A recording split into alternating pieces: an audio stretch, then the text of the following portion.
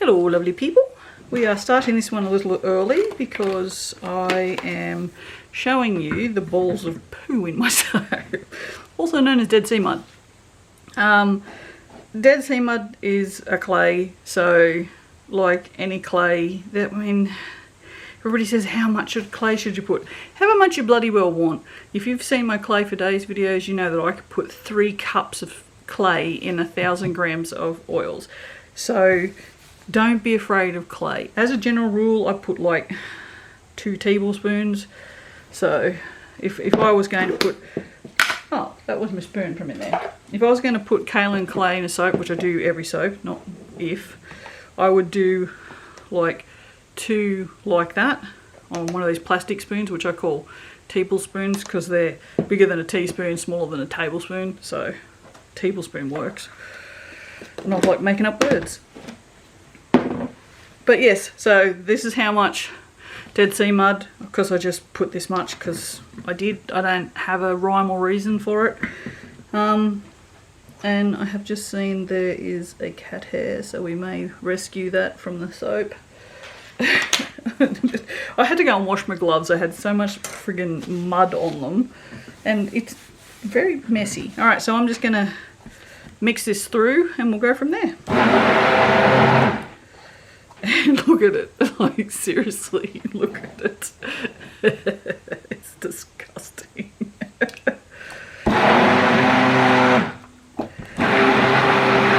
There's no lye in here yet. I just want to try and incorporate as much of the mud as I can. Oh my God.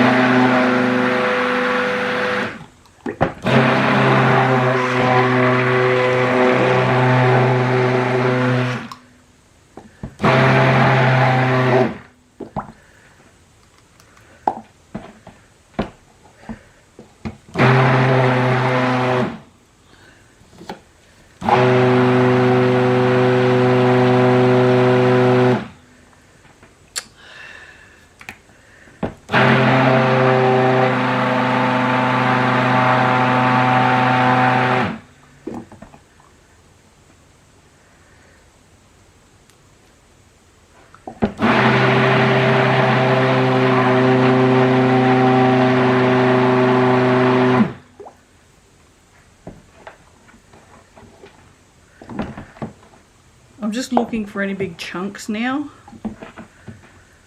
I think I got them all. Oh, I have no paper towel and no anything to wipe my hands on other than my apron. And my gloves are just, I don't know what's going on with the gloves. They're too sweaty, that's what it is.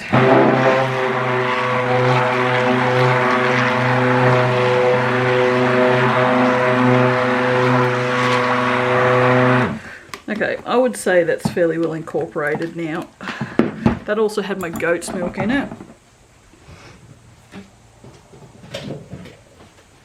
I am going to separate this out once I put my lye in it. Now I don't know if you can see how thick this is, but my guess is once the lye hits this, this will thin down because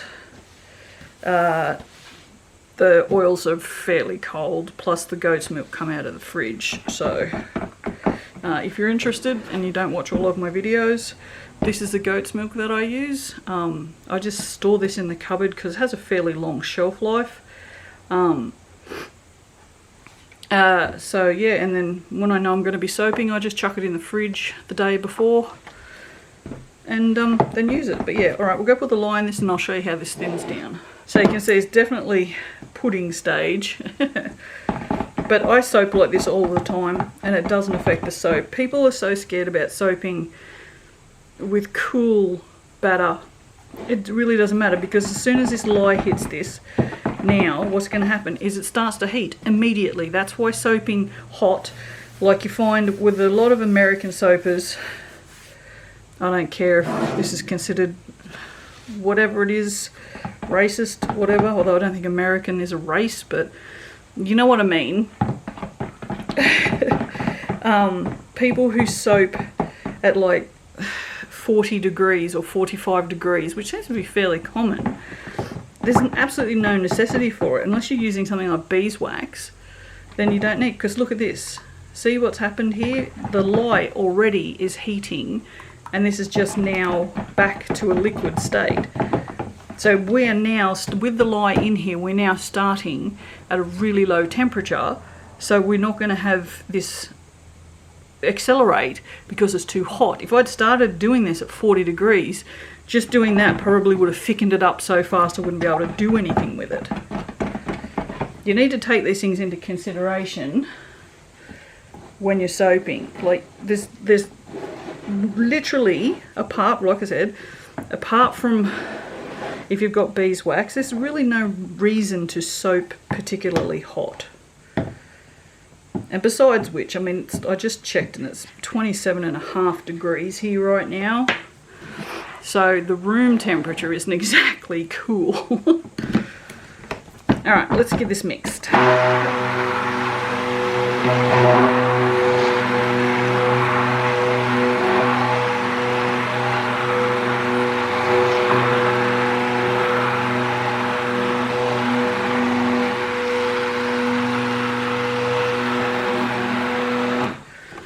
Okay, I'm going to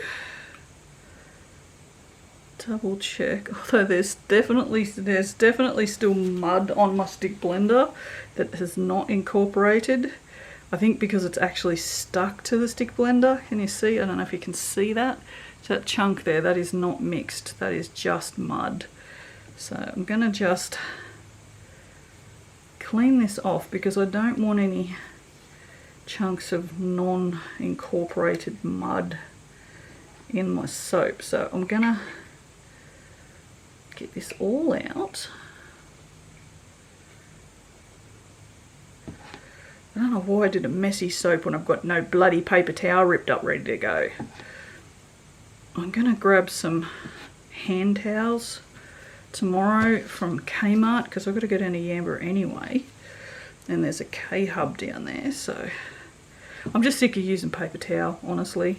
I've been meaning to get hand towels for ages and use them for clean up instead of paper towel, but I don't know. I talk a big game about climate change and shit, but I just don't ever do anything about it, and I feel like I'm part of the problem. So there are not a lot of things I can do, but I can at least try and do my part.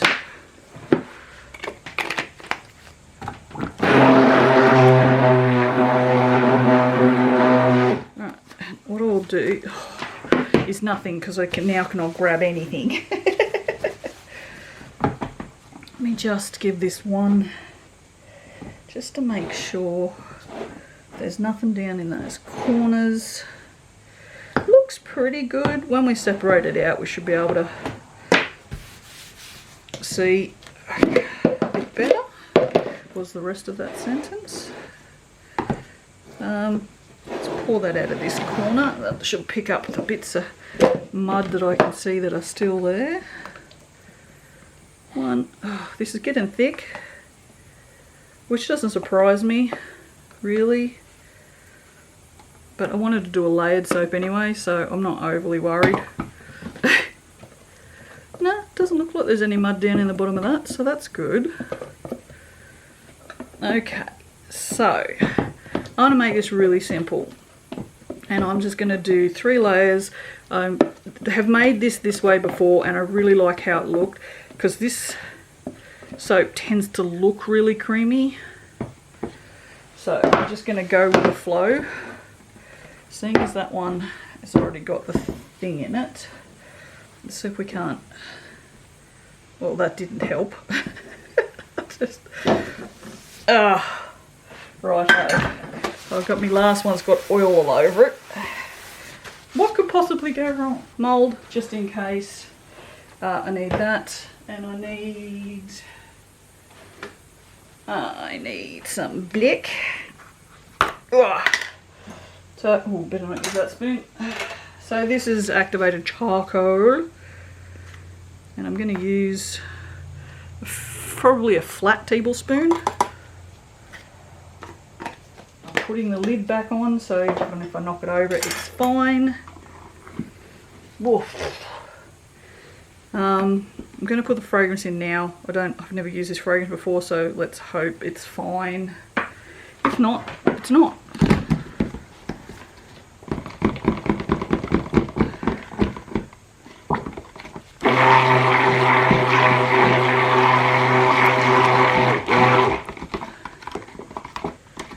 It's not enough black. I don't think. It's not black enough.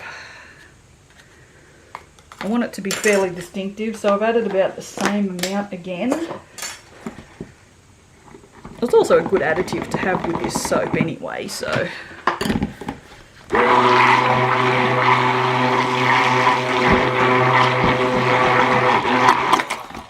Okay, so this is getting quite thick now. Put that in there. Alright. Oh, actually no, it's loosened up quite nicely with a bit of a stir, so that's fine. It's not so thick that it doesn't pour, so that's not too bad. The fragrance is meh. It's fine. I just like what I like. That's all. I'm so fussy with fragrances. I don't really care if these are straight layers. I just was wobbling it just to sort of get it down in the mould. If they're straight, they're straight. Actually, this is not that bad, honestly. Righto. So this has no colour in it. This is just going to be the colour of the soap.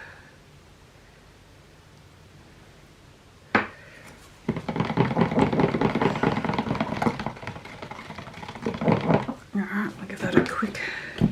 Whoa.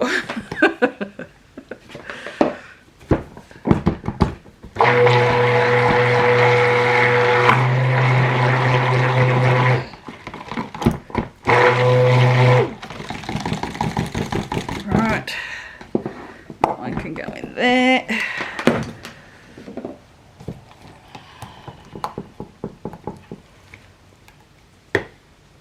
Alright, and this one is just going to go on the back of the spatula, just so it doesn't dip down too much, although not overly concerned.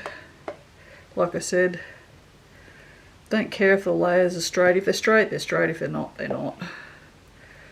If I wanted the layers straight, I'd make a soap in 3 parts and do it like perfectly.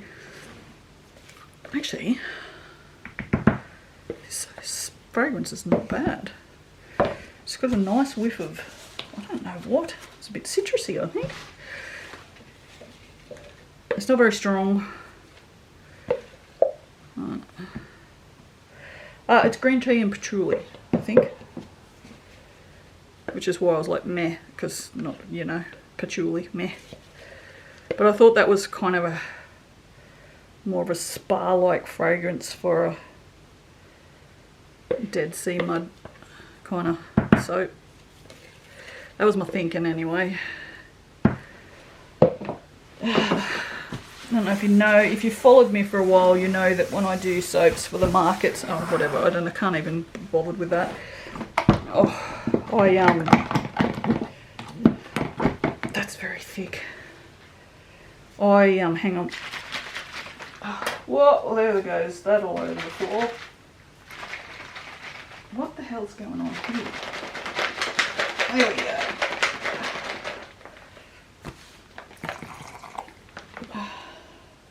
I usually make little smell-me's, what I call little smell-me's, to sit in front of the soaps for people to smell them, but I just can't be bothered anymore. People will buy the soap without smelling them, so, oh shit. Whatever. It's just, I should have known this was going to be messy.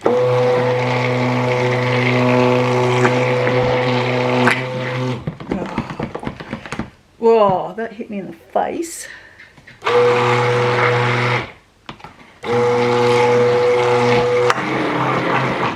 God, that's just full of bubbles. It's not probably as light as I'd have liked it, but this is too thick now.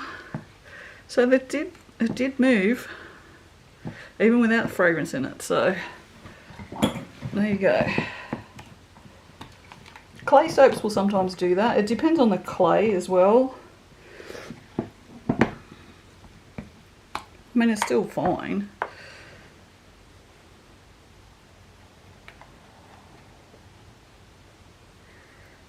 You see, I'm not panicking that I have soap on my face.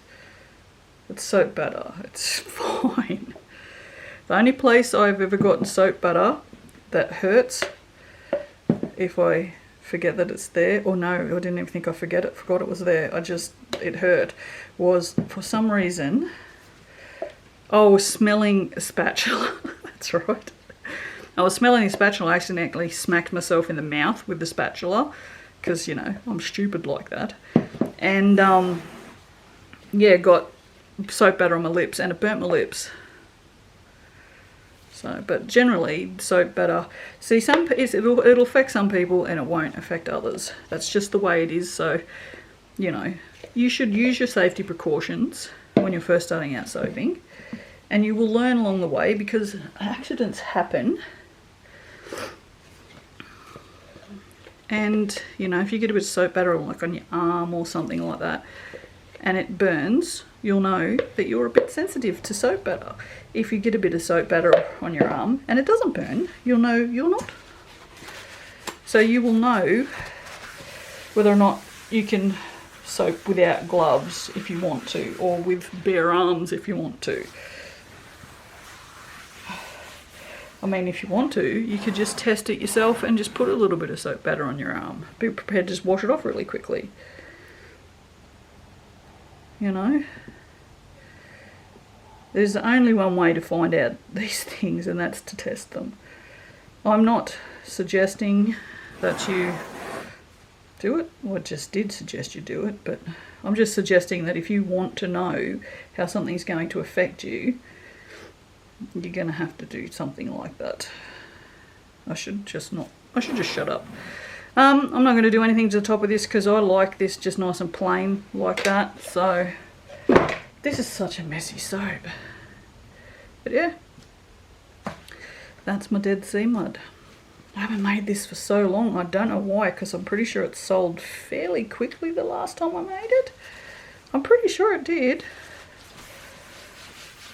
Yeah, everyone's all about all the natural shit, so, you know, whatever. There you go. It smells. Considering it's got patchouli in it, like I can smell the patchouli, but it's really subtle. It's got some really interesting notes to it. Like, I'm sure it's got a little bit of citrus in it. I'm not sure what white tea has in it, so, but it's not awful. So, there's that. Alright, 2 down, 6 to go. Alright, I'll see you for the cut. Ta-da! 2 more different soaps you could not get. The coffee one was hard as a rock. This one's sticky as can be. Oh dear. At least this one should cut properly. Let's see. Yep, definitely softer. So weird, isn't it? So weird. You would have thought this one would have been harder because it had the clay in it.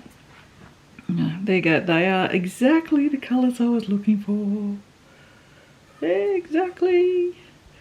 How nice is that? Oh, so nice.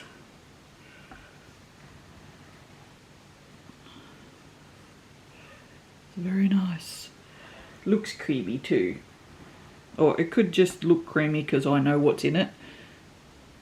Whereas maybe that's not true. I don't know. It looks really nice though. It's just very sticky. But this soap usually is sticky when you first make it. Just one of those soaps. I'm pretty sure the The one I call Clay for Days is a bit sticky when you unmold it as well.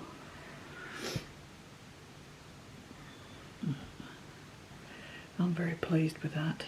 I probably shouldn't be too loud. I think it's like 11:30 at night or something. I've just gotten up out of bed. I've got to go to work I've got to be at work at 2. So, yeah. What did I scent this with? Oh, this is that. Yeah, there's not much smell in there now. I could smell it for ages afterwards, the patchouli in particular, which is clearly, some bubbles there, not the smell that bothers me. It's got to be sandalwood. I can't handle. But I always thought patchouli was one of them. But patchouli I just don't like, but it doesn't make me feel sick like sandalwood does. So that's good to know, I guess. I don't like it.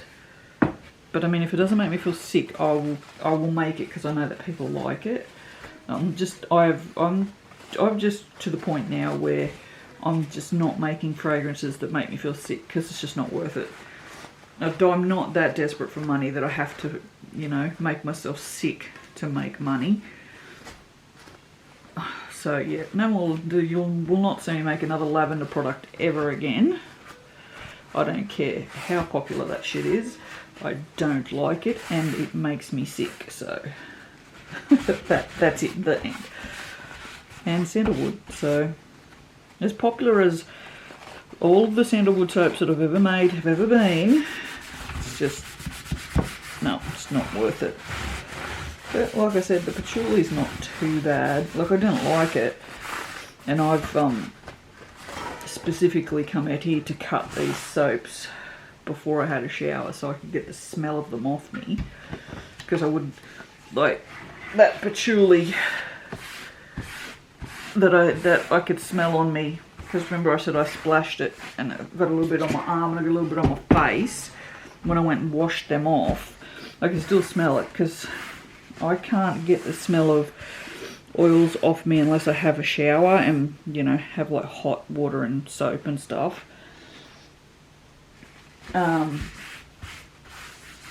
Yeah, I could smell it for ages until I went and had a shower. So now my hands are stinky. But they won't be in a minute because I'm going to go have a shower and then I'm going to go to work. And hopefully, in the next couple of days I'll have a car. Woo! Alright, well, I will see you guys. I'm so happy with this. I'm really happy with this. What I'm finding interesting is there, I don't know, can you see that? There's some streaks of black just there.